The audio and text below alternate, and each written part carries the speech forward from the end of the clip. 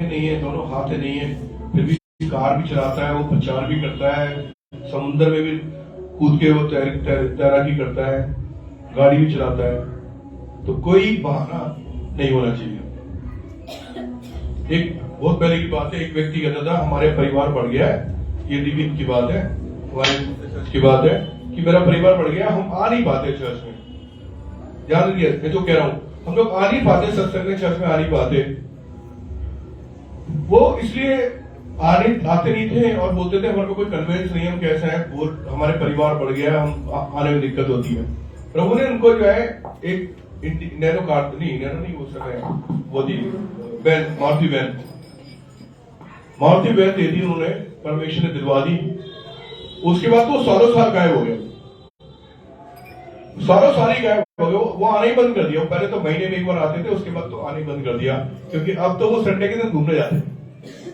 वो संडे के दिन घूमने आते हैं, आज वहां जा रहे हैं, आज वहां जा रहे हैं, वहां जा रहे हैं, गाँव जा रहे हैं, आज हॉस्पिटल जा रहे हैं, आज रिश्तेदार के पास जा रहे हैं, आज वहां जा रहे हैं, संडे भूल गए।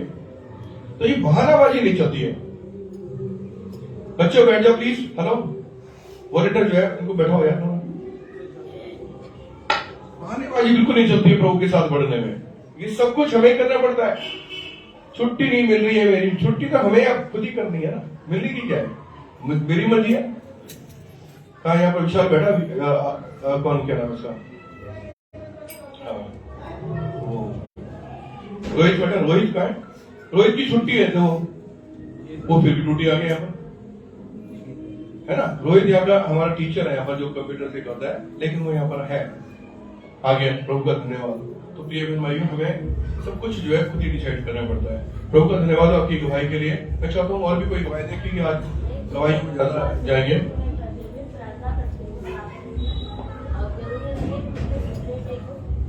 Very good, very good, very good.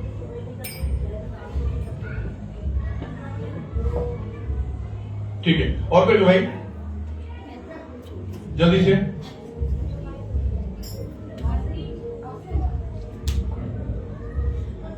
सबको जय मसीह की।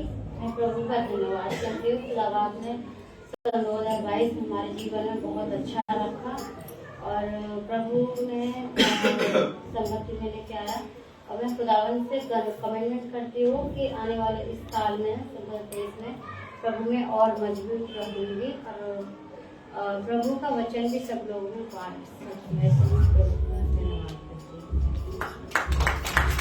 धन्यवाद। ये माइक पकड़ के बैठ कर जाकर आगे पीछे पास कर जाकर।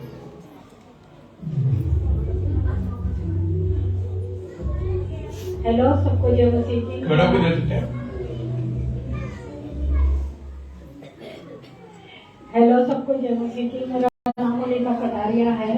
मैं अपने पिछले 20 साल की गवाही देना चाहती हूँ। प्रभु ने मुझे और मेरे परिवार को सही सुरक्षित से रखा, इसके लिए मैं धन्यवाद देती हूँ। और मैं धन्यवाद देती हूँ, प्रभु ने मुझे पोते के रूप में बहुत बड़ी आशीष दी है, इसके लिए भी मैं बहुत बहुत धन्यवाद देती हूँ। बहुत सुंदर, बहुत एक्टिव प्रभु ने मुझे पोता दिया है, इसके लिए मैं बहुत बहुत धन्यवाद करती हूँ और प्रभु की बहुत आभारी हूँ।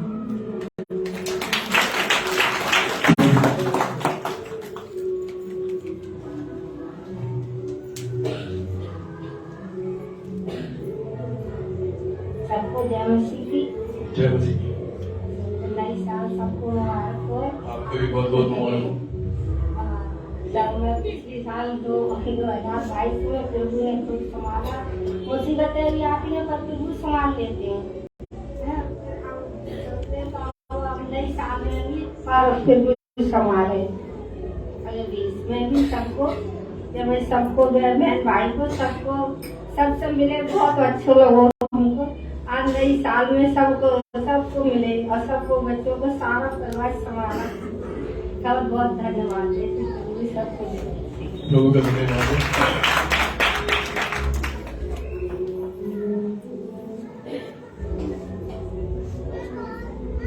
इधर से कोई होएगी, क्या बात है? मेरा नाम अनीता है, मैं प्रभु का धन्यवाद करती हूँ कि बीते वर्ष में प्रभु ने बहुत अच्छे से सब मेरे परिवार को संभाला और कलीसिया परिवार को भी संभाला। प्रभु का बहुत बहुत धन्यवाद देती हूँ। और विशेषकर मैं धन्यवाद देती हूँ कि बहुत बहुत बड़ी मुसीबत मेरे घर में आ सकती थी कुछ दिन पहले, लेकिन फिर भी मेरे बच्चों को प्रभु ने बचाया और बहुत अद्भुत रीत से बचाया। और ये मेरी प्रार्थना प्रभु ने सुनी। मैं बहुत बहुत धन्यवाद प्रभु का करती हूँ। और मैं धन्यवाद करती हूँ बीते समय में जो प्रभु ने मुझे आत्मिक रूप में बहुत बढ़ाया और बहुत सिखाया, और प्रभु को मैं बहुत गहराई से जान पाई। इसलिए मैं प्रभु का बहुत धन्यवाद करती हूँ इस बात के लिए। और आने वाले समय के लिए मैं इस वर्ष के लिए मैं बोलती हूँ कि मेरा परिवार उद्धार पाएगा और प्रभु में बढ़ेगा, ये मैं ऐलान करती हूँ। और शैतान तो अपना काम बहुत करता है, बहुत ज्यादा करता है, लेकिन शैतान की कोई भी योजना हमारे जीवन में सफल नहीं होगी और कभी नहीं होगी। मैं प्रभु का धन्यवाद करती हूँ। और इस वर्ष में मैं हमेशा से मैं प्रभु का काम करती आई हूँ और बताती आई हूँ, लेकिन इस वर्ष में मैं बहुत प्रभु के बारे में बहुत सारे लोगों को बताऊंगी और बहुत सारे लोग उद्धार पाएंगे, ये मैं ऐलान करती हूँ। और मैं प्रभु के लिए जितना कुछ कर पाऊंगी मैं करूंगी। मैं कोई ऐसे कोई ना तो वादा करूंगी ना प्रॉमिस करूंगी, लेकिन हर दिन मैं कोशिश करूंगी और प्रभु सुनेगा हमारी प्रार्थना को भी और हमारे काम को भी बहुत आशीष देता है और देगा। मैं प्रभु का बहुत धन्यवाद। प्रभु का धन्यवाद। ये वाली बात जो बहुत कॉन्फिडेंस से बोली, बहुत विश्वास से बोली, उसमें हम लोग शामिल होते हैं और हम आमीन बोलते हैं कि हाँ आपकी जो बात पूरी हो और जो आपने विचार किया सोचा वो सब कुछ पूरा हो। और विश्वास करने वालों के लिए सब कुछ संभव है। विश्वास करने वालों के लिए सब कुछ संभव है। एक उदाहरण है मेरे को सबसे ज्यादा अच्छा लगता है।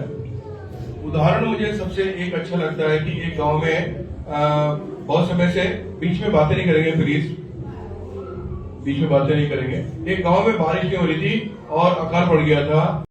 तब वहां के लोगों ने सोचा कि हम लोग खेतों में जाके प्रार्थना करेंगे, खेतों में जाके प्रार्थना करेंगे। तो सब लोग खेतों में चले गए, लेकिन एक बच्चा था, छोटा बच्चा जो करीब करीब 7-8 साल का था, वो छतरी लेके गया।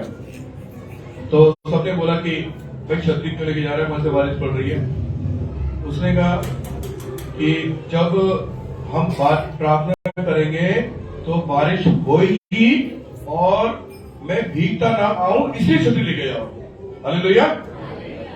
मैं भीगता ना आऊं इसलिए छतरी लेके जा रहा हूं। और वो सचमुच ही जब प्रार्थना करके वहां से लौटे तो बारिश हो गई और वो बच्चा जो है छतरी के अंदर आया, बाकी सब लोग भीगते थे। तो ये एक ऐसा अटूट विश्वास होना चाहिए हर एक व्यक्ति का, एक मजबूत विश्वास होना चाहिए हर एक व्यक्ति का कि जो मैंने आज ठान लिया। और वचन में लिखा हुआ है जो कुछ तुम मेरे नाम से मांगोगे तुम्हारे लिए हो जाए। हालेलुया। अगर तुम विश्वास करके अगर तुम कह दो पहाड़ को कि ये टल जाए, पहाड़ भी टल जाएगा। ठीक है भैया, कुछ बात है क्या? नहीं सर, वो गेट के सामने ना वो गाड़ी लगी, गाड़ी हटा दी। हमारी गाड़ी नहीं, तो ये बहुत अच्छी बात है। मैं इस समर्थन करता हूँ कि अगर आपने ये तय कर लिया कि हाँ ऐसा होगा तो वैसा ही होगा। एक दो गवाही और सुन लेंगे, उसके बाद हम लोग आगे चलेंगे। एक दो गवाही और चाहता हूँ कि जैसे वो तो अच्छा बच्चा बोलते होंगे। मेरा नाम श्याम है। मैं आप सबको जय माँ जी की। मैं आपको 2022 की एक दुर्घटना बताना चाहता हूँ कि हमारे घर पे कुछ प्रोग्राम था गांव में, तो हम लोग पहले गए। तो मेरे पापा और भाई बाइक से जा रहे थे, वो हमारे बस के पीछे थे, तो उनका एक्सीडेंट हो गया दोनों का। तो मेरे पापा का तुरंत हो गया था और मेरे भाई का 1-2 घंटे के बाद हॉस्पिटल में उनका इलाज, वो बच सकते थे और उन्होंने नहीं बचाया।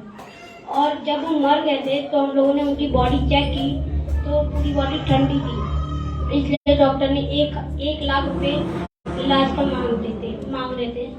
तो उधर के कुछ नेता वगैरह थे, वो लोग वहाँ पे आए तो उन लोगों ने हमसे 1 लाख रुपए नहीं लिए। उस टाइम पे हमारी बहुत मुसीबत थी, इसलिए हमें परमात्मा मैं उस टाइम पे बहुत रो रहा था, गाली विनती कर रहा था, हम लोग क्या करें क्या करें।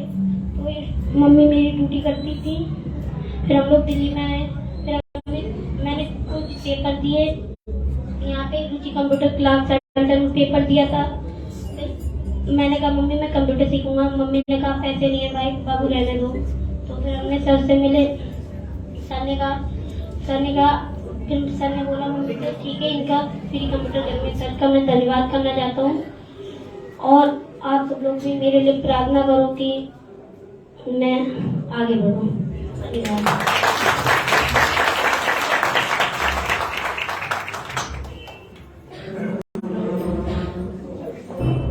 इनकी कहानी बहुत दर्द वाली कहानी है, वो मैं जानता हूँ, मैं यहाँ बोल नहीं सकता, लेकिन ये बच्चा ने कुछ बताया है, थोड़ा बताया, लेकिन बहुत सारी बातें हैं इनके जीवन में, और ये हमारे यहाँ सीखने आते हैं बच्चे, लोगों का धन्यवाद हो। सभी को जय मसीह की एंड हैप्पी न्यू ईयर।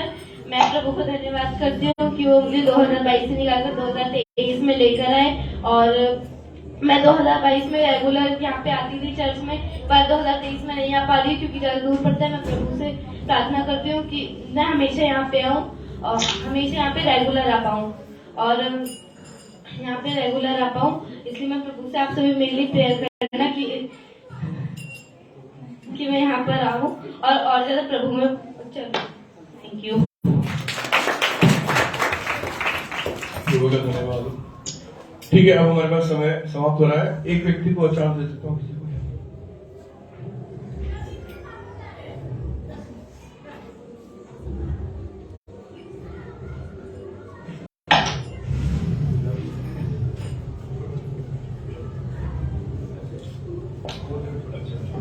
सबको जय मसीह की।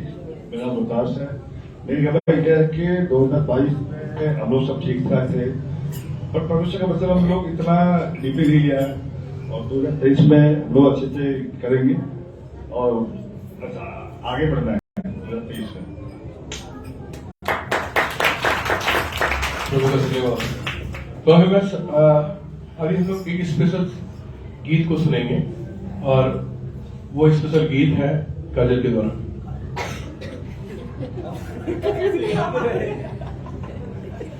क्योंकि पहले बच्चा आ चुका है मेरे पास।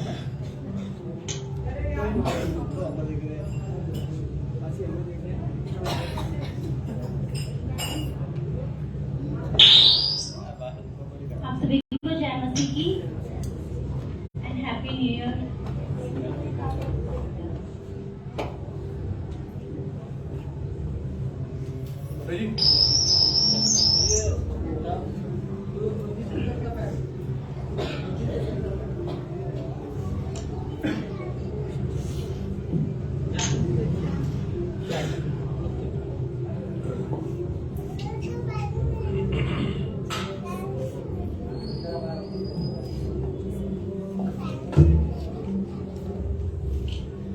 आसमां पे नजर आए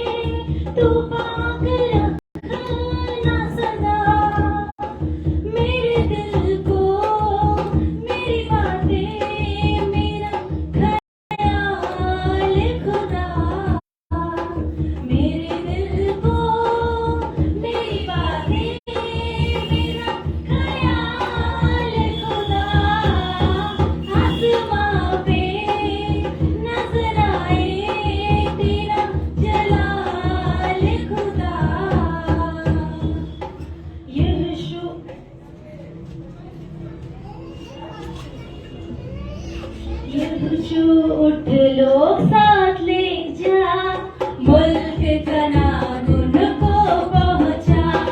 यहोशू उठ लोग साथ ले जा, मुल्क का नाम उनको पहुंचा। जहाँ टिकेगा तेरे पाँव का तलवा, जहाँ टिकेगा तेरे पाँव का तलवा, वो जगह मैं तुझे दे दूंगा। जैसे मैं मूसा के साथ था, वैसे ही तेरे भी साथ रहूंगा। जैसे मैं मूसा के साथ था, वैसे ही तेरे भी साथ रहूंगा। दर्द बर्दाश्त न दूंगा मैं तुझसे, दर्द बर्दाश्त न दूंगा मैं तुझसे, और तुझे न कभी छोड़ूंगा। जैसे मैं मूसा के साथ था, वैसे ही तेरे भी साथ रहूंगा।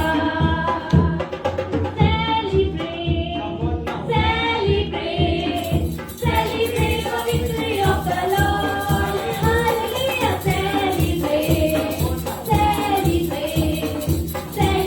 the victory of the Lord. He has done mighty things yet again. He has done mighty things yet again. He has done mighty things yet again.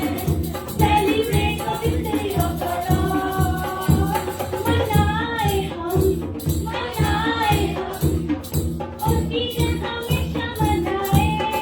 Hallelujah, मनाए हम, उसकी जय हमेशा मनाए। उसने बड़े बड़े काम किए, प्रभु ने बड़े बड़े काम किए, खुदा ने बड़े बड़े काम किए, उसकी जय हमेशा मनाए।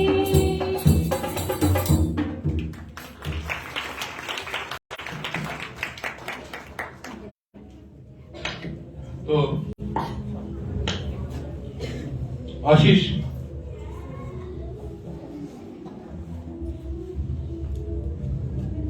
सब बातों के लिए और आज के वचन के लिए तो आइए हम सभी भगवान के संग हैं, अपने पाँव को झुका है।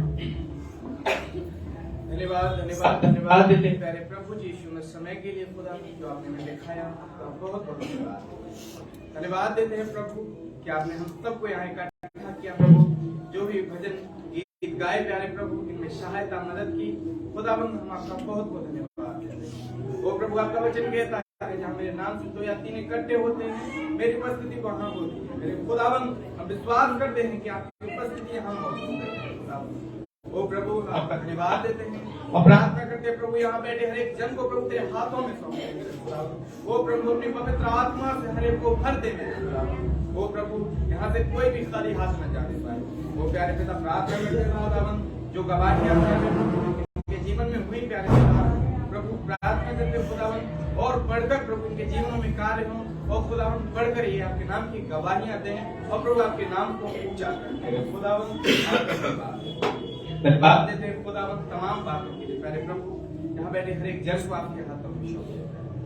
वो प्रभु, धन्यवाद देते हैं खुदावंद, आगे इस समय को आपके हाथों में सौंपते हैं। छोटी सी के पवित्र मीठे नाम से आमीन।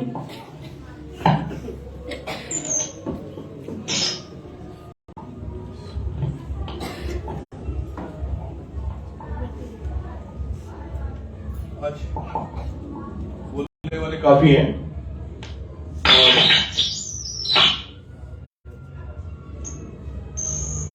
प्रार्थना कीजिएगा कि हमारा जो म्यूजिक सिस्टम है वो बुढ़ा हो गया है मेरी तरह। हेलो,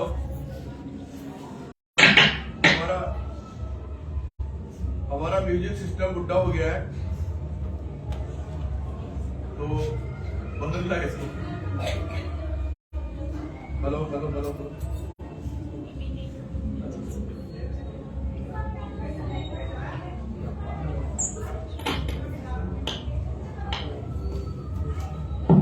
तो हमें ऐसे योद्धा चाहिए जो म्यूजिक सिस्टम यहाँ पर लाकर सकते हैं नया। तो प्रार्थना कीजिएगा और प्रयास कीजिएगा। हालेलुया। तो 20 साल से बैठ जाइए। 20 साल से ये जो चल रहा है और इसका टाइम निकल चुका है, मुझे ऐसा लग रहा है। और 2023 के अंदर अगर आपको प्रभु मन में डालता है कि कुछ सिस्टम, कुछ माइक, लाइट वगैरह, स्पीकर तुम्हारे काम कर रहे हैं, लेकिन और दूसरी चीजें एम्पलीफायर वगैरह चाहिए, उसके लिए आप प्रार्थना करें और प्रभु आपको अगुवाई करता है, तो इसके लिए आप प्रयास कर सकते हैं। मैं चाहूंगा पहले शिवी को बुलाना, और शिवे 5 मिनट के लिए कुछ कहना चाहती हैं वचन से, तो शिवी आए पहले।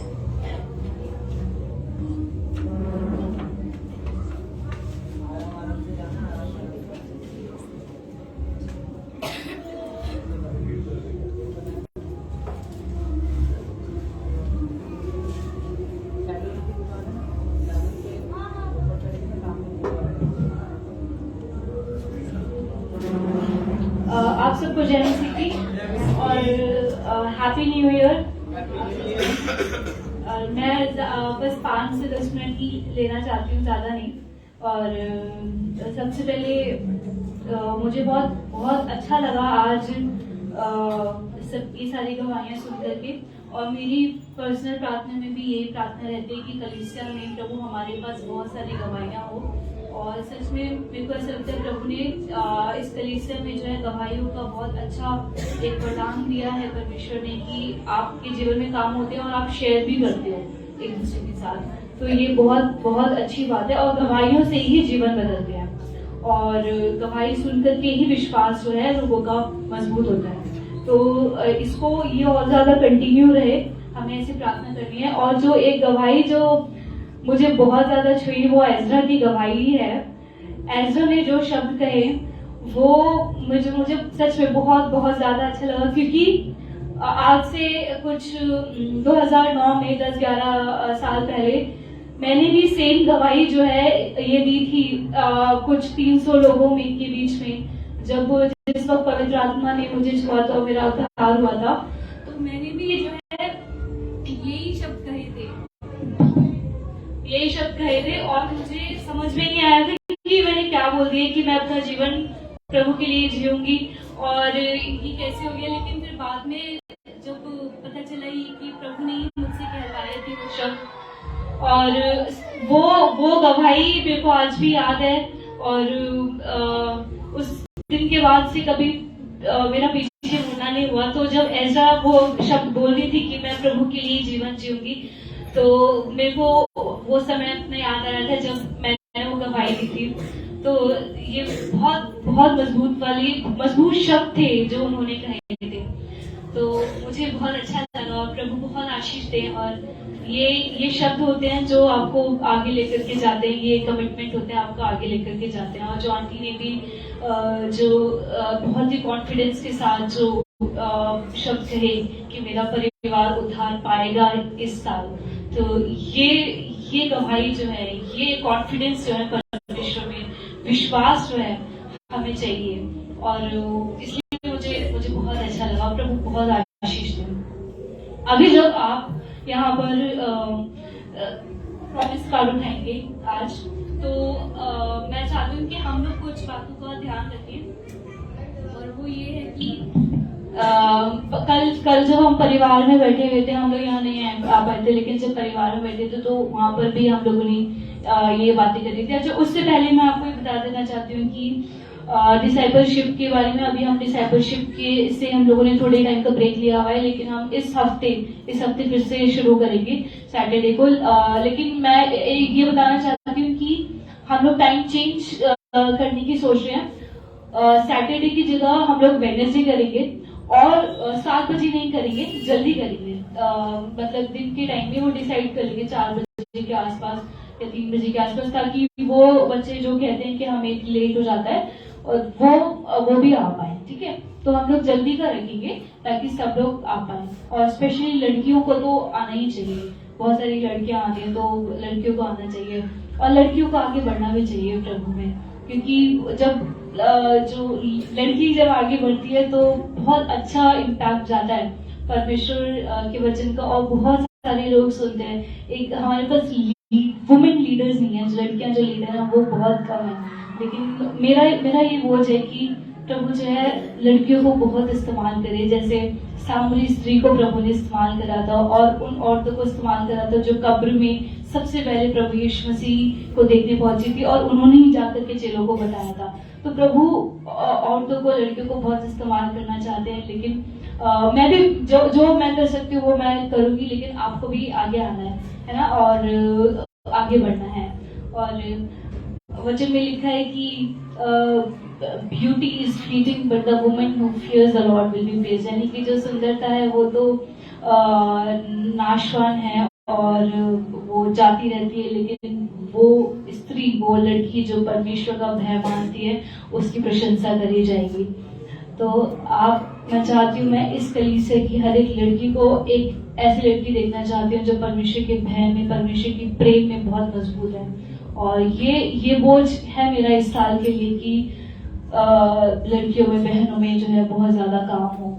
और क्योंकि जो परिवार की नींव होती है वो एक वुमेन ही होती है, एक स्त्री होती है, और वो ही सारी चीजों को संचालित करती है। तो अगर एक स्त्री का जो, एक लड़की का जो मन अगर परमेश्वर में लगा हुआ है तो पूरे का पूरा परिवार जो है उसी के अनुसार चलता है। इसलिए लड़कियों को बहुत ज्यादा, जितनी भी लड़कियां यहाँ पर, आप लोग पीछे हो, नहीं आते हो, संगति में नहीं आते हो, मैं आपको एनकरेज करती हूँ कि आप प्रभु में बहुत आगे बढ़िए, प्रभु बहुत आगे बढ़ाएंगे आपको, है ना। और दूसरी बात ये कि डिसाइपलशिप को हम लोग कंटिन्यू करें, और हम लोग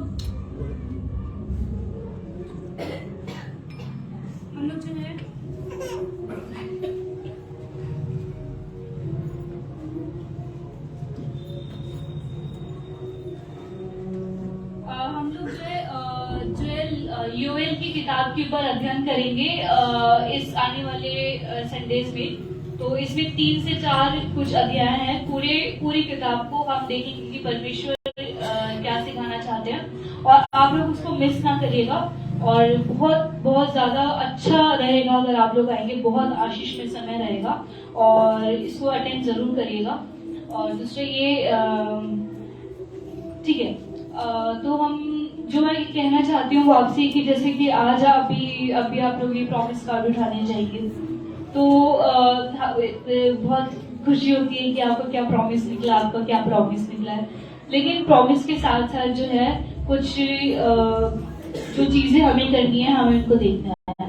अब्राहम के जीवन से जब हम सीखते हैं, सबसे बड़ी जो वाचाएं जो परमेश्वर फुलफिल करते हैं, पूरा करते हैं, वो हम अब्राहम के जीवन से देखते हैं। लेकिन ये तो हम सीख जाते हैं कि परमेश्वर ने अब्राहम के जो वायदा करा उसको पूरा किया, लेकिन ये हमको नहीं भूलना है कि अब्राहम भी जो है वो आज्ञाकारिता में चला था। अब्राहम भी आज्ञाकारिता में चला था, उसके बाद ही वो वायदे पूरे हुए थे।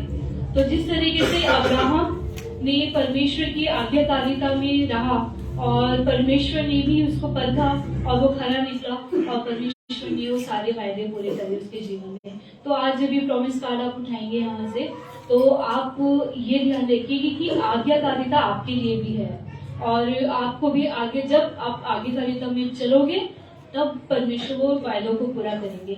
नहीं तो फिर ये साल भर साल ये हमेशा ऐसे ही होता रहेगा कि आप उठा लेते हो, अपनी बाइबिल में रख लेते हो और फिर भूल जाते हो। लेकिन उसको उस बीच में चेक भी करा करो कि प्रभु ने क्या आपको देखो, वायदे तो खैर हम एक वायदा उठा लेते हैं, लेकिन सारे वायदे आपके लिए हैं। हर एक बाइबिल के हर एक वायदे जो है वो हर इंसान के लिए, हर शख्स के लिए है, और वो ऐसे अनलॉक होंगे अगर आप परमेश्वर की आज्ञाकारिता में चलोगे, वही वो आपके जीवन में पूरे होंगे।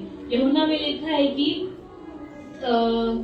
यदि तुम मुझसे प्रेम करते हो तो तुम मेरी आज्ञाओं को मानोगे, और तुम मुझ में बने रहोगे और मैं तुम में बना रहूंगा।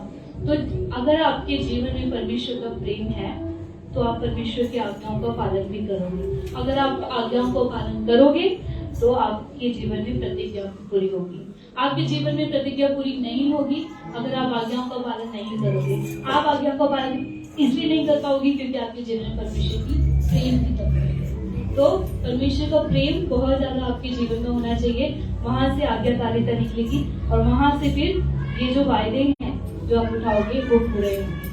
ठीक है, तो ये अपने आप से वादा करिए कि मैं इस वर्ष में जो है आज्ञाकारिता का जीवन बिताऊंगा या बिताऊंगी और प्रभु में आगे बढ़ूंगी। दूसरी चीज ये है कि यशाया उसके 43 और 19 में लिखा है, मैं आपके लिए पढ़ देती हूँ। यहाँ पे लिखा है कि देखो मैं एक नई बात करता हूँ, वह भी प्रकट होगी, क्या तुम उससे अनजान रहोगे? मैं जंगल में एक मार्ग बनाऊंगा और निर्जल देश में नदियां बहाऊंगा। तो परमेश्वर ये इजराइलियों से कहते हैं कि मैं एक नई बात करने पर हूँ और नई बात जो है परमेश्वर, मैं आपको बताना चाहती हूँ हमारी कलीसिया के साथ भी प्रभु नई नई बातें करना चाहते हैं, नई नई गवाहियां जो है परमेश्वर बनाना चाहते हैं आपके जीवन में और हमें उससे अनजान नहीं रहना है। और यहाँ पे प्रभु का वचन बताते हैं कि मैं निर्जल देश में, ऐसा देश जो सूखा पड़ा है जहाँ पर पानी नहीं है, मैं वहां से भी जो है नदियां बहाऊंगा। मैं जंगल में से, जंगल अगर आपको पता हो बहुत कंफ्यूजन भरा जंगल होता है जहाँ पर अगर फंस गए तो फिर बहुत मुश्किल से निकल पाओगे। तो प्रभु का वचन आपको बताते हैं कि मैं वहां से भी जो है रास्ता निकाल सकता हूँ। प्रभु ने इजराइलियों के लिए ऐसा करा था। तो आज मैं ये बोलना चाहती हूँ आपसे कि आप परमेश्वर से इम्पॉसिबल चीजों की उम्मीद करें।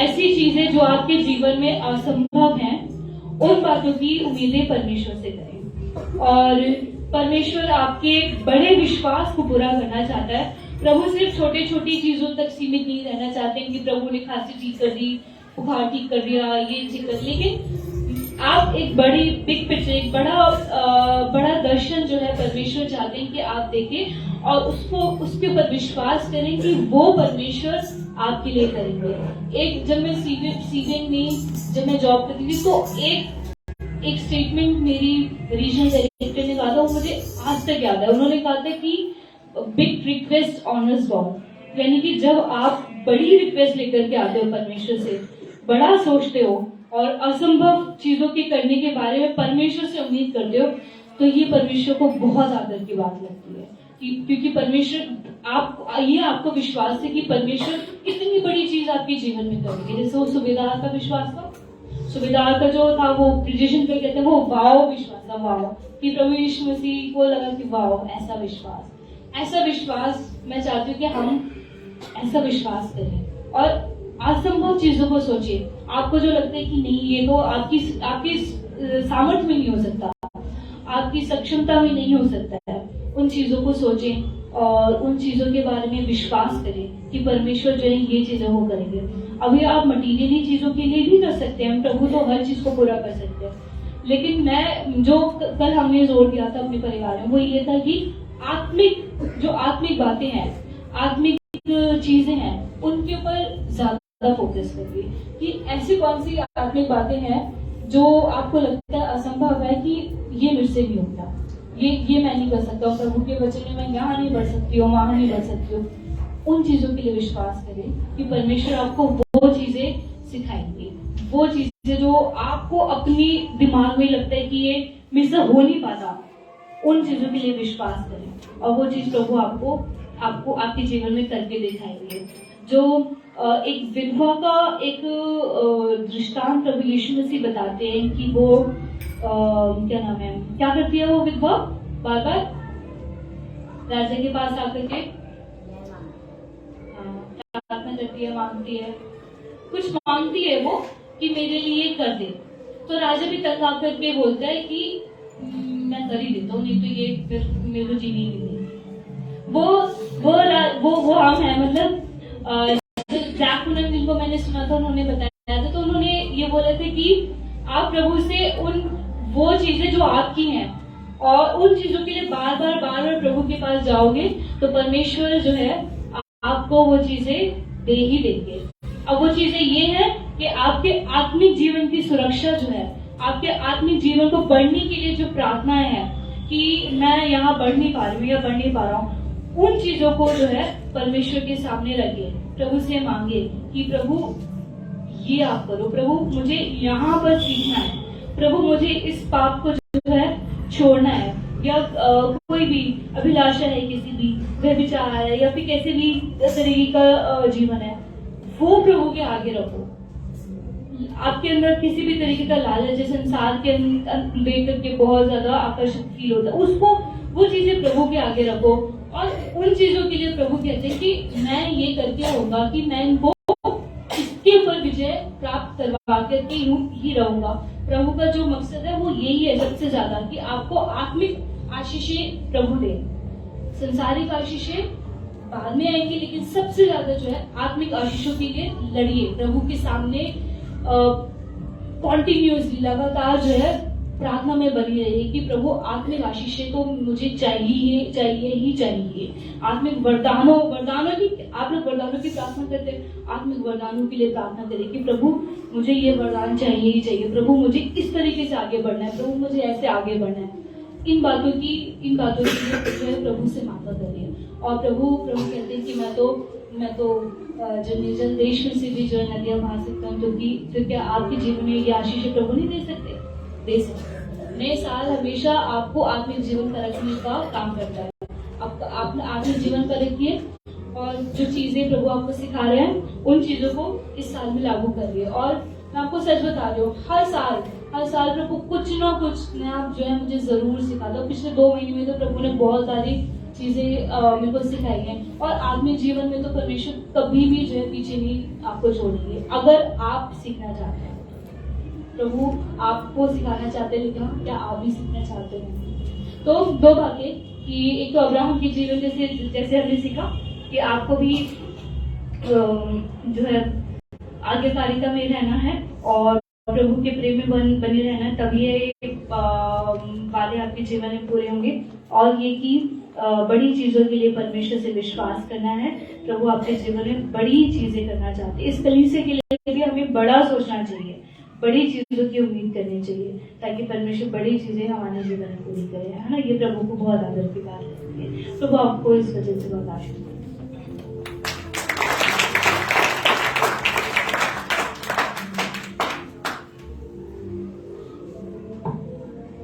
धन्यवाद इस वचन के लिए। सचमुच जो प्रतिज्ञाएं हमारे जीवन में जो प्रभु देता है वो तब पूरी होती है जब हम पूरा विश्वास योग्यता के साथ हम आगे बढ़ते हैं और विश्वास से हम प्रतिज्ञाओं को मान लेते हैं। और मैं इसी बात में कुछ बात जोड़ रहा हूँ, प्रचार नहीं करूंगा मैं, हमारे रायचंद जी प्रचार करेंगे आज और एक पहले तय हो चुका था, इसलिए मैं प्रचार नहीं करूंगा। लेकिन एक बात बोलना चाहता हूँ कि एक अच्छे योद्धा बनने के लिए हमको जो शिवी ने बोला ना, उन बातों को साथ साथ पूरा करना पड़ेगा और अपने आप को चेक करना पड़ेगा 2023 के लिए। वो अपने आप को चेक करना कैसे पड़ेगा?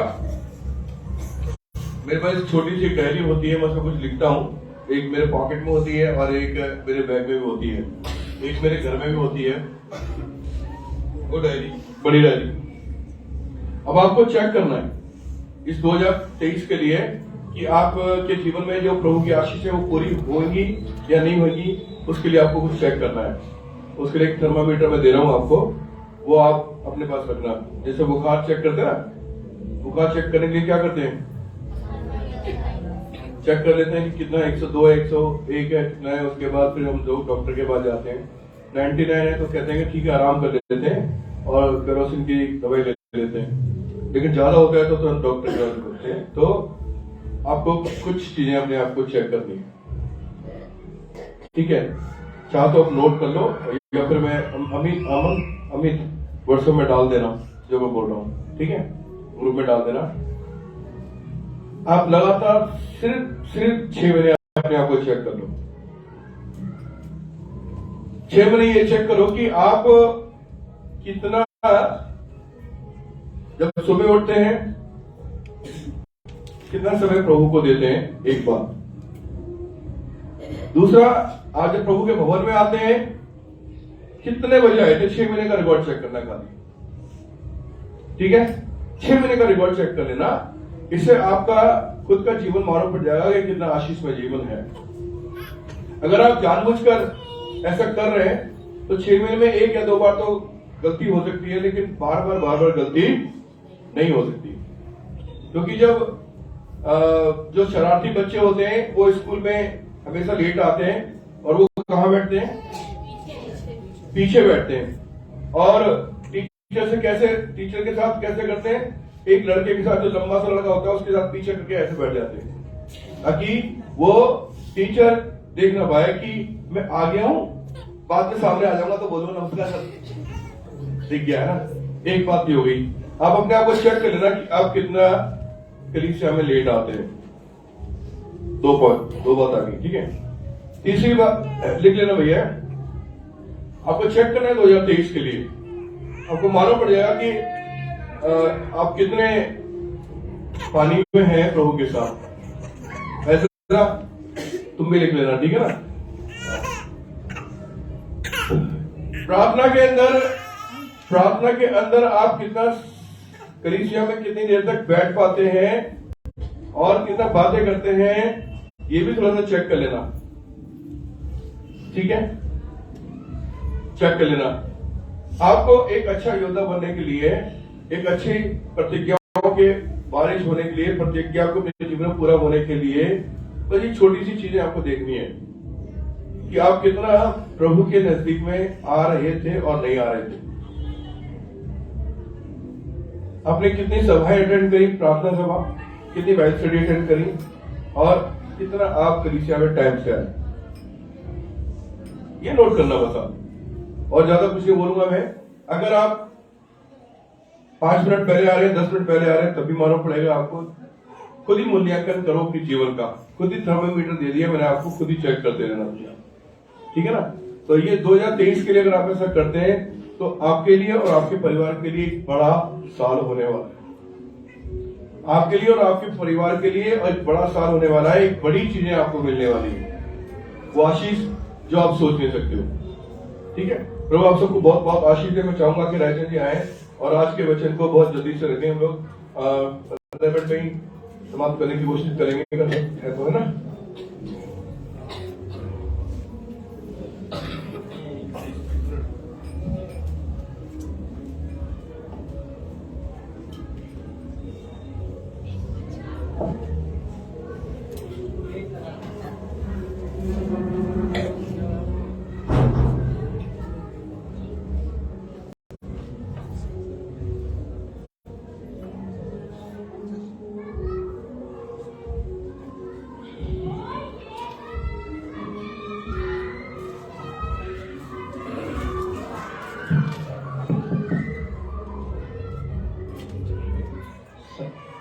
सभी को जय मसीह की।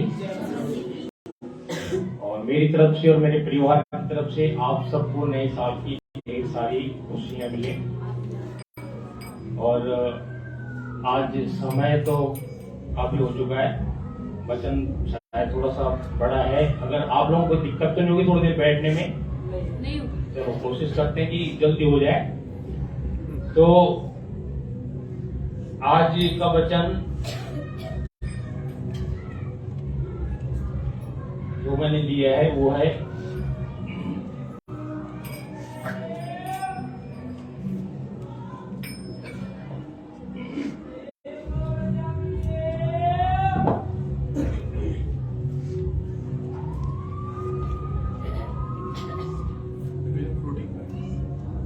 आज मेरे साथ निकालें आप।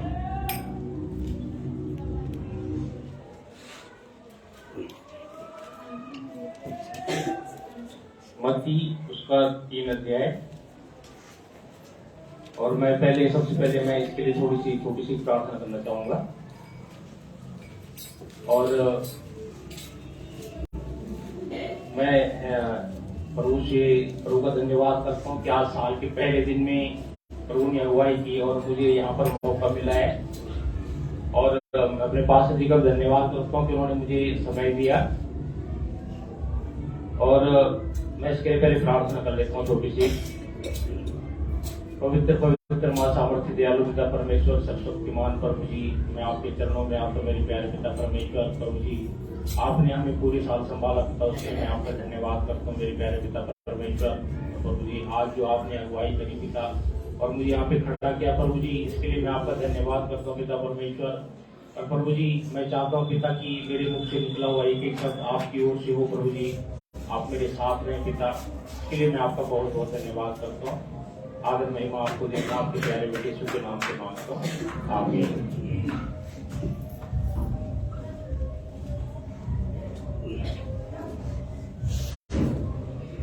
तो आज यूहन्ना बपतिस्मा देने वाला आप लोग निकालें मत्ती 3।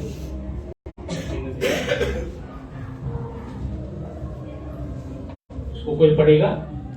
राहुल आप पढ़िए इसको। मैं पढ़ता हूँ।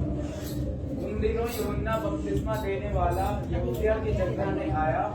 वह यह कहकर प्रचार किया करता था, मन फिराओ क्योंकि स्वर्ग का राज्य निकट आ गया है।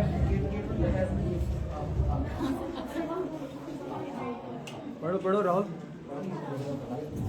यह वही है जिसका वर्णन यशाया नबी ने यह कहते हुए किया है, जंगल में एक पुकारने वाले की आवाज, प्रभु का मार्ग तैयार करो, उसके पथ सीधे बनाओ। यूहन्ना स्वयं तो ऊंट के रोम का वस्त्र पहने और कमर में चमड़े का गठबंध बांधे हुए तथा टिड्डिया व वनमधु उसका आधार था।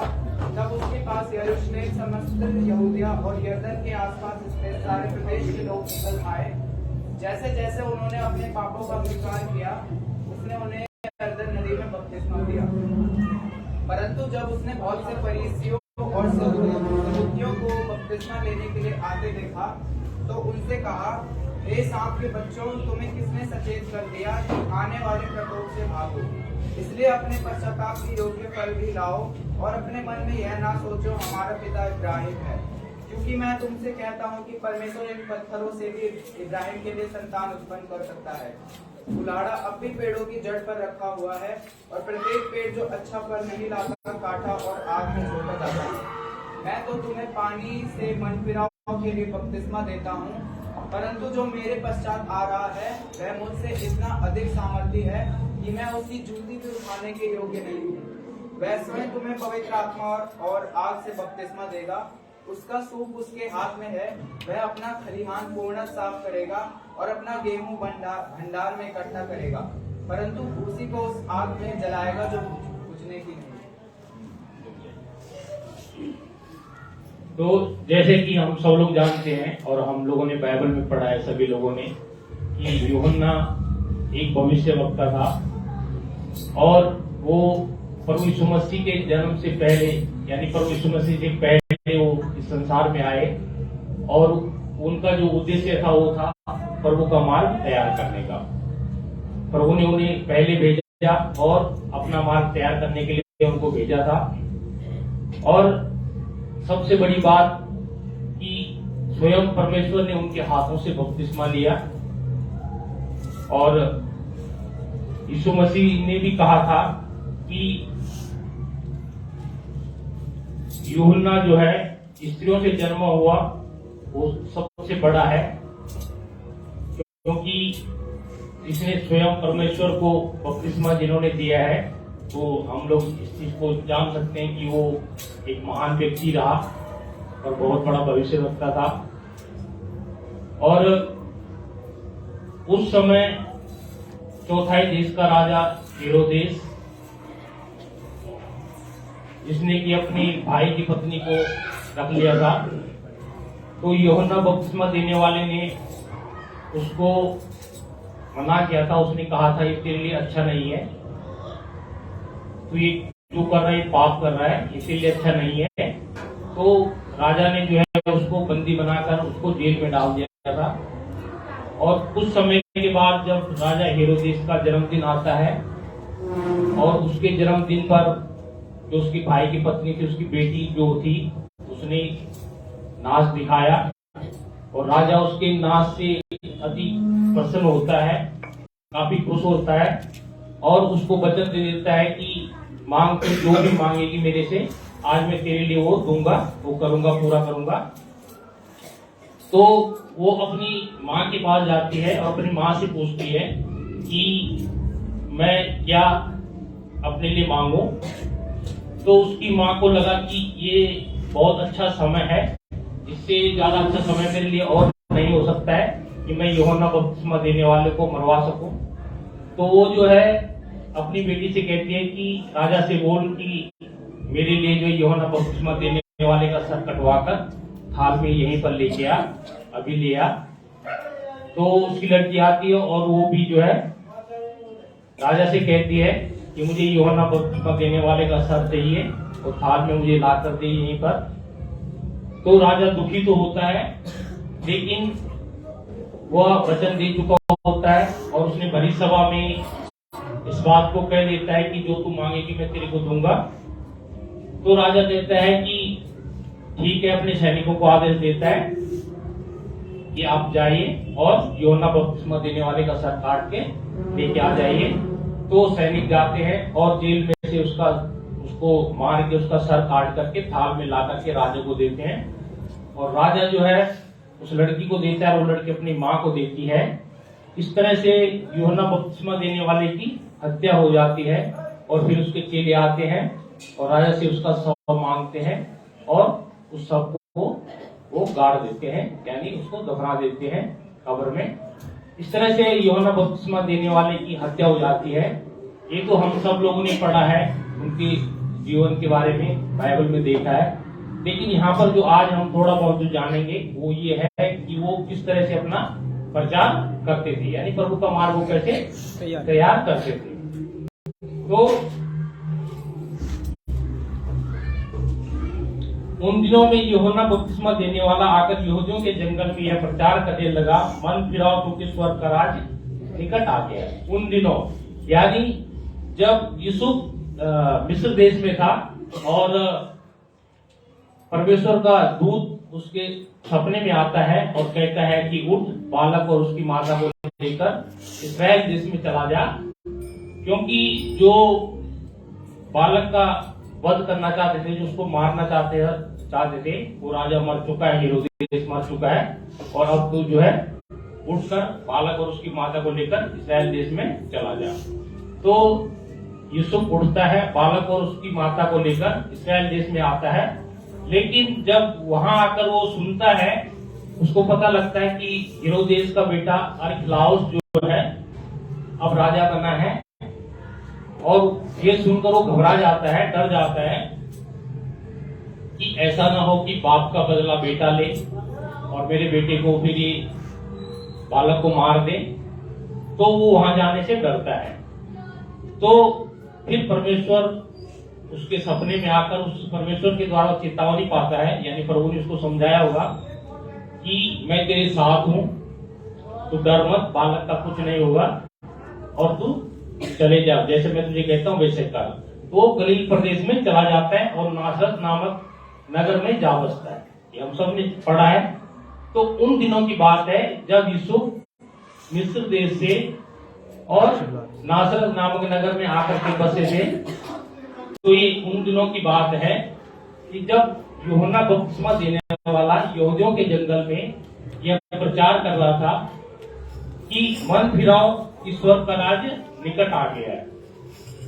यानी मन फिराओ, मन फिराने का मतलब तो हम सब लोग समझते ही हैं कि मन फिराने का मतलब होता है कि हम संपूर्ण रीति से जो भी हमने जीवन में पाप किए हैं, अपने पापों का प्रायश्चित करके और फिर हम परमेश्वर के सम्मुख आए और उसे विनती करें कि प्रभु हमने जो भी पाप किए हैं उनको आप क्षमा करें और आगे का जीवन हम प्रभु में समर्पण के साथ आगे बढ़े। तो ये होता है मन फिराओ।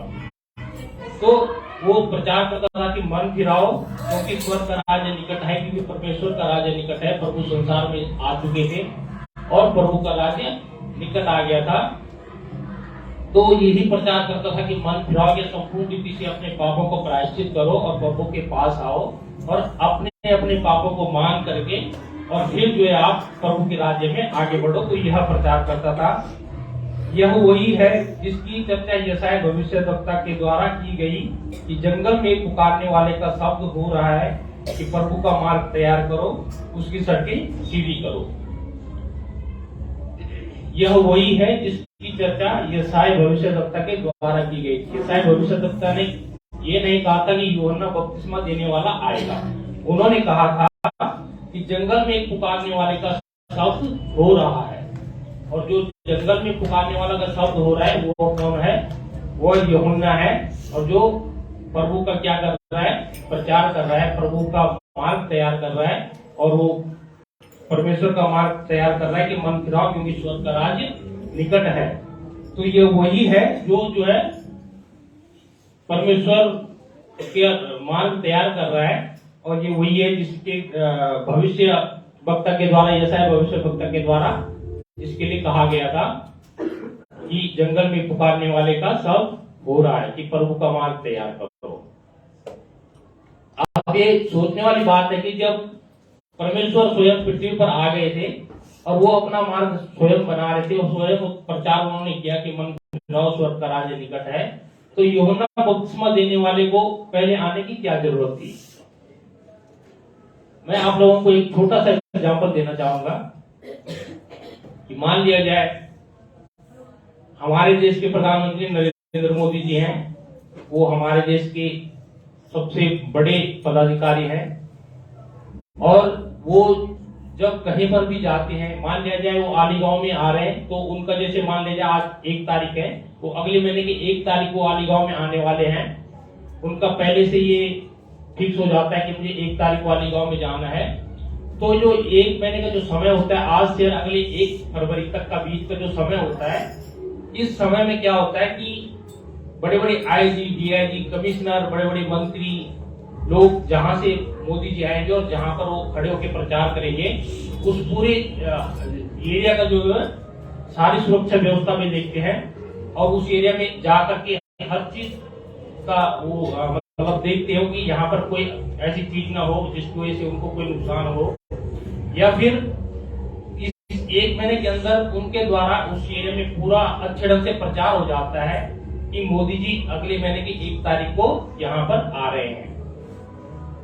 धीरे धीरे क्या होता है कि इस 1 महीने के अंदर बच्चे से लेकर जवान से लेकर बूढ़े से लेकर सब के सब इस बात को जान लेते हैं अच्छी तरीके से कि मोदी जी अगले महीने की 1 तारीख को यहाँ पर आ रहे हैं। उससे क्या होता है कि उस दिन जब 1 तारीख आती है तो उस दिन एक बहुत बड़ी जनसभा उनके सामने खड़ी होती है। बहुत से लोग उनको सुनने के लिए आते हैं कि क्या हमारे लिए उनकी योजनाएं हैं, क्या वो हमारे लिए कुछ उसमें अच्छा है या हमारे लिए क्या बुरा है। वो हर चीज उनके लिए मतलब उसको सुनने के लिए लोग आते हैं कि उनकी क्या क्या योजनाएं हैं, और इससे 1 महीने के अंदर अच्छा प्रचार होता है। तो एक बहुत बड़ी जनसभा उनके सामने खड़ी हो जाती है और बहुत से लोग उनको देखने के लिए आते हैं। हजारों की संख्या में लोग इकट्ठे हो जाते हैं। और अगर मान लिया जाए मोदी जी अचानक किसी दिन आते हैं और आए और चले गए, तो वहां पर आसपास में जितने लोग होंगे वही उनको देख पाएंगे, जान पाएंगे कि मोदी जी आए थे, 10, 20, 100, 50 लोग। लेकिन जब 1 महीने उनका पूरा प्रचार हुआ तो हजारों की संख्या में लोग इकट्ठे हो जाते हैं। ठीक इसी तरह से यीशु मसीह ने जन्म लिया था, संसार में आए थे, लेकिन उससे पहले यूहन्ना बपतिस्मा के द्वारा उनका प्रचार किया गया था, उनका सुसमाचार फैलाया गया था। और ये हम सभी जानते हैं कि यीशु मसीह के सेवा कार्य करने से पहले से ही यूहन्ना के द्वारा बहुत से लोगों ने बपतिस्मा ले चुके थे। लोग बहुत से लोग विश्वास में आ गए थे और बहुत से लोगों ने इस चीज को मान लिया था कि स्वर्ग का राज्य निकट है, और लोगों ने प्रभु में वो लोग आगे बढ़े। तो ठीक उसी तरह से प्रभु का मार्ग तैयार करने के लिए यूहन्ना बपतिस्मा देने वाला आया था, और उसने वही काम किया भी था, क्योंकि इसमें लिखा है यह यूहन्ना ऊन के रून का वस्त्र पहने था और अपने कमर में चमड़े का कटिबंध बांधे हुए था। उसका भोजन टिकिया और बनमधु था। यूहन्ना एक भविष्यवक्ता था और परमेश्वर का प्रचार करने के लिए, सुसमाचार के लिए वो पहले आया था। तो वो एक राजघराने में पैदा हो सकता था, एक अच्छे घर में पैदा होकर के अच्छे कपड़े पहन सकता था, अच्छा भोजन कर सकता था, उसके बाद प्रभु का प्रचार करता। लेकिन नहीं, उसका जो मेन मकसद था वो था परमेश्वर का प्रचार करना, प्रभु का राज्य तैयार करना। इसलिए उसके लिए ये जरूरी नहीं था कि वो कहां पर रह रहा है, उसने क्या पहना हुआ है, या वो उसको क्या खाने को मिल रहा है, वो क्या खा रहा है। उसका जो मेन जो मकसद था वो ये था कि वो प्रभु का मान तैयार करे। अगर वो अच्छे घर में पैदा हो सकता था, अच्छे अच्छे कपड़े पहन सकता था, अच्छा खाना खा सकता, लेकिन उसका इस चीज से कोई मतलब नहीं था। उसका जो मेन मकसद था वो था प्रभु का मान तैयार करना। और तब यरूशलेम और सारे यहूदिया और यरदन के आसपास के सब स्थानों के लोग उसके पास निकल आए।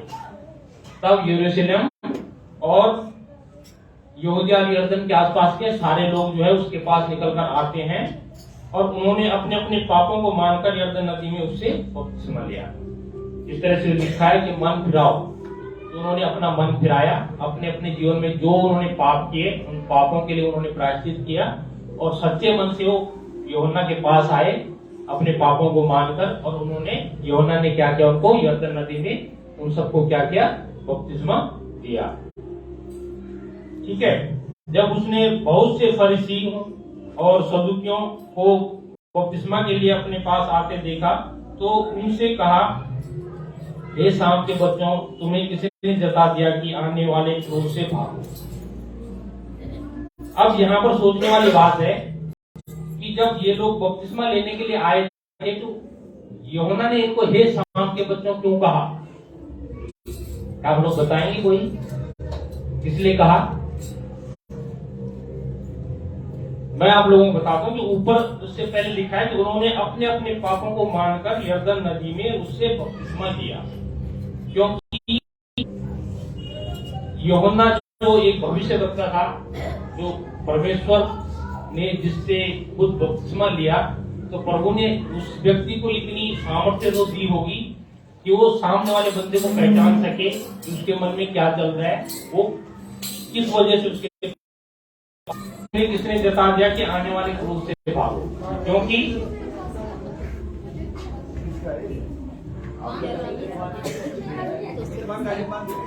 गांव के आगे भी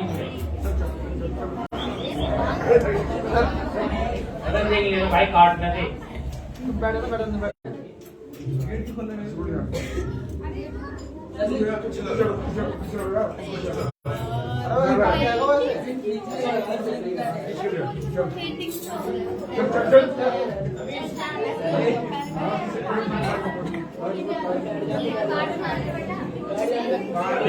उठा दो इसको, उठा दो। हाँ, इनके पीछे जा रहे हैं तो क्या है, इन्हीं का क्या है, इनका ही है। हाँ, इन्हीं के पीछे जा रहे हो।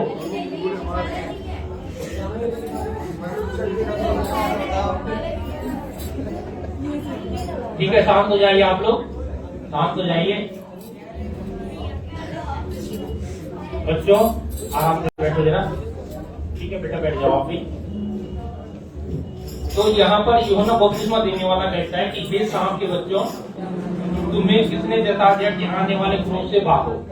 क्योंकि यूहन्ना जानता था कि ये लोग मेरे पास जो आए हैं ये सच्चे मन से नहीं आए, इन्होंने अपना मन नहीं फिराया है। ये सिर्फ आने वाले क्रोध से, आने वाला जो संकट है, इनको पता लग गया है कि हमने पूरे जीवन में पाप किया है और अब जो हमें जो उसका जो नतीजा जो मिलेगा, जो आने वाला समय में परमेश्वर जो है हमें जो दंड देगा, तो हमें क्या मिलेगा, नरक का जीवन मिलेगा। तो ये यूहन्ना बपतिस्मा देने वाला अच्छी तरह से जानता था कि ये लोग मन फिरा के मेरे पास नहीं आए हैं। ये लोग सिर्फ ये सोच रहे हैं कि हम अगर बपतिस्मा ले लेंगे तो शायद हम इस पाप से बच जाएंगे, जो हमें सजा मिलने वाली इस सजा से बच जाएंगे। उसके बाद हम अपने सांसारिक जीवन में जिस तरह से हम जी रहे हैं उस तरह से हम जीते रहेंगे। यूहन्ना ये अच्छी तरह से जानता था, इसलिए यूहन्ना ने कहा कि हे शाम के बच्चों, कि तुम्हें किसने जता दिया कि आने वाले क्रोध से भागो, या तुम्हें किसने ऐसे बोल दिया कि अगर तुम बपतिस्मा ले लोगे तो तुम आने वाला जो संकट तुम्हारे ऊपर है, जो तुमने पाप किए है, उससे तुम बच जाओगे। इसलिए मन फिराव के योग्य फल लाओ।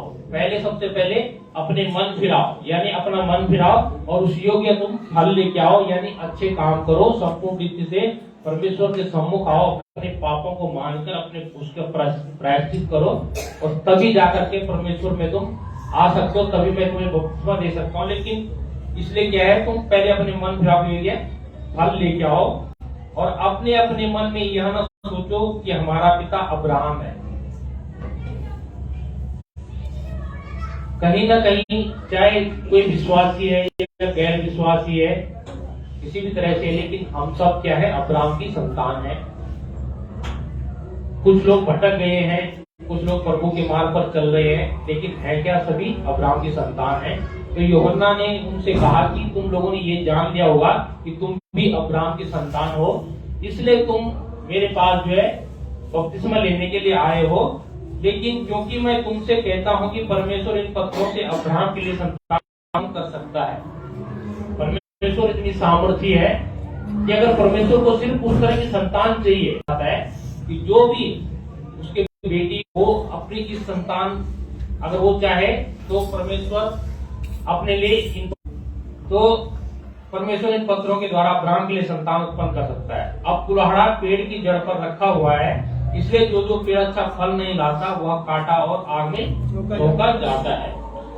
अब यूहन्ना उनसे कह रहा है, क्योंकि अब जब कुल्हाड़ा पेड़ की जड़ों पे रखा हुआ है, यानी अब पता है कि पेड़ की जड़ पे अगर कुल्हाड़ा रख दिया गया है उसको कटना ही कटना है। अब जो न्याय होगा परमेश्वर का होगा, इंसान अच्छा धर्मी नहीं होगा, जो इंसान के जीवन में पाप होगा तो वो क्या, उसको क्या होगा, उसको कौन सा जीवन मिलेगा, नरक का जीवन।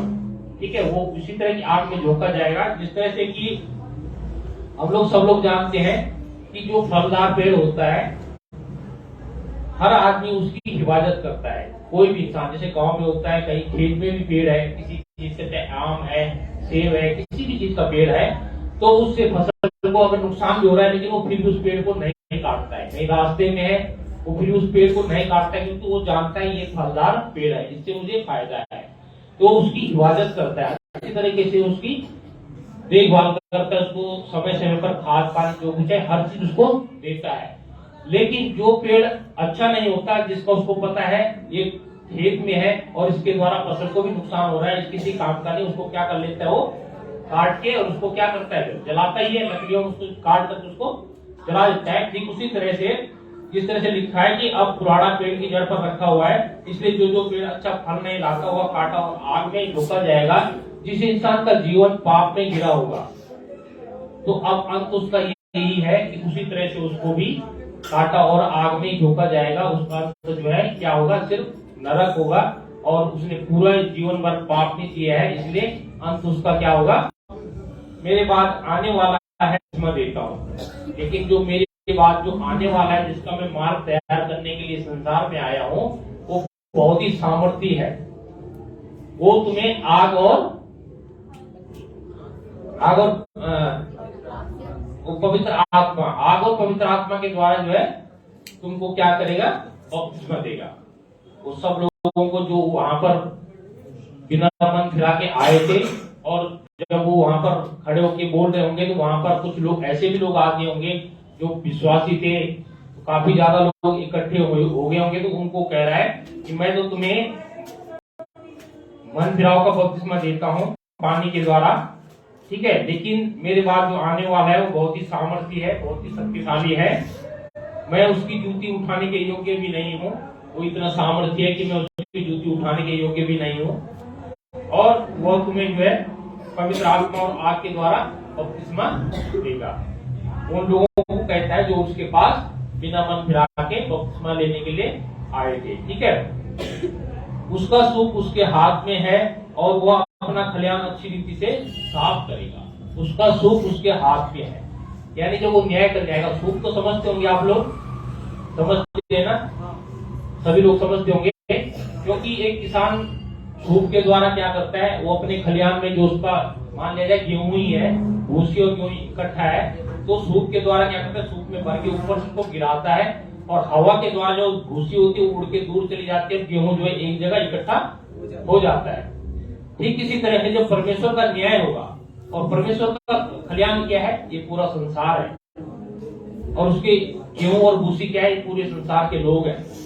जितने भी संसार में लोग हैं वो उसके लिए गेहूं और भूसी है, यानी सब कुछ मिक्स है। लेकिन जब उसका न्याय होगा अपने सूप के द्वारा, यानी जब वो अपने सूप को इस्तेमाल करेगा या न्याय का इस्तेमाल करेगा, तो वो अच्छी तरह से अच्छी रीति से अपने खलिहान को साफ करेगा, यानी भूसी को अलग और गेहूं को अलग साफ करेगा। क्योंकि भूसी क्या है, वो सारे लोग जिनका जीवन पाप में गिरा हुआ है वो उस भूसी के समान है, जिन्होंने पूरे जीवन भर पाप किया है और प्रभु का वचन भी आने के बाद भी वो अपना मन नहीं फिराए, तो वो क्या है, सब उस भूसी के समान है। लेकिन जो प्रभु के मार्ग पर चलने वाले लोग हैं, जो धर्मी लोग हैं, जो विश्वासी लोग हैं, वो क्या है, उस गेहूं के समान है। और ये पूरा संसार जो है परमेश्वर का क्या है, खलिहान है। तो इस संसार में जितने भी लोग हैं, जो मिक्स हैं, जो विश्वासी भी है, गैर विश्वासी भी है, जिनके जीवन में पाप है, जो धर्मी लोग भी हैं, सब मिक्स है। लेकिन परमेश्वर का जब न्याय होगा, जो वो अपना न्याय करेगा, तो वो अच्छी रीति से अपने खलिहान को साफ करेगा, यानी जितने भी भूसी है, यानी जितने भी पापी लोग हैं उनको अलग करेगा, और जितने गेहूं हैं, यानी जितने धर्मी लोग हैं, जितने विश्वासी लोग हैं, उन सबको अलग करेगा। उसके और मान लीजिए किसान के द्वारा कुछ गलती हो भी सकती है कि जब वो भूसी और गेहूं को अलग कर रहा है, तो गलती से कोई गेहूं भूसी में चला जाए और कोई भूसी गेहूं के बीच में रह जाए, क्योंकि किसान है, वो इंसान है, हो सकता है।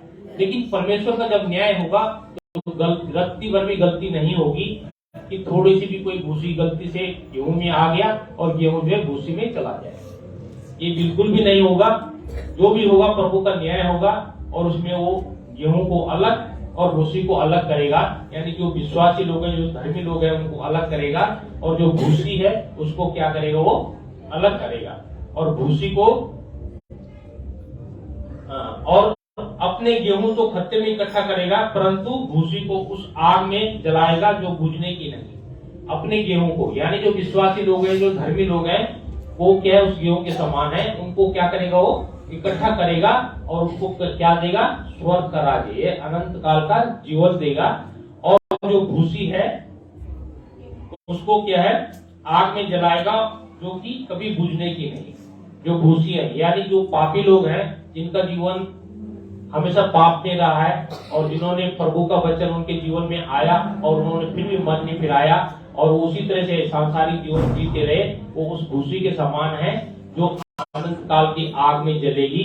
और वो क्या करेगा, परमेश्वर अपना जब न्याय करेगा तो भूसी को अलग करेगा और गेहूं को अलग करेगा, यानी पापी लोगों को अलग करेगा, और विश्वासी लोगों को, धर्मी लोगों को क्या करेगा, अलग करेगा। तो भाइयों बहनों, इस वचन के द्वारा मैं आप लोगों से ये कहूंगा, इससे जो विशेष हमें शिक्षा मिलती है वो यही है कि अगर हम परमेश्वर में बड़े हैं, परमेश्वर में आए हैं, तो अगर हमने बपतिस्मा लिया, या हम कुछ लोग ऐसे होंगे जो लेने वाले हैं, तो अपने मन फिरा के बपतिस्मा लें और अपना मन फिराएं, अच्छे ढंग से परमेश्वर के सम्मुख आए पूरे। क्योंकि हमने जो पाप किए हैं, जो भी पाप किए हैं, पाप इंसान जब भी करता है वो हमेशा छुप के करता है। वो खुद जानता है कि मैंने क्या पाप किया है, और फिर उसके बाद कौन जानता है, परमेश्वर जानता है। अगर हम उससे छुपाएंगे, लेकिन उससे छुपेगा कुछ भी नहीं। तो हमें अपने सारे पापों को प्रायश्चित करके माने, अपना मन फिराए, सच्चे ढंग से मन फिराए और संपूर्ण रीति से परमेश्वर के सम्मुख आए। इसके लिए मैं आप सभी का धन्यवाद करता हूं कि आप लोगों ने सुना, और इसी साथ में आज की वाणी को, अपनी वाणी को विराम देता हूं। सभी को जय मसीह। प्रभु का धन्यवाद हो। एक चैलेंज हमारे सामने कि अब तक जो भी पाप किए हैं उनसे हमें पश्चाताप करने की आवश्यकता है। बेटा से चलो प्लीज। पापों से क्षमा मांगने की आवश्यकता है। तो प्रभु का वचन ये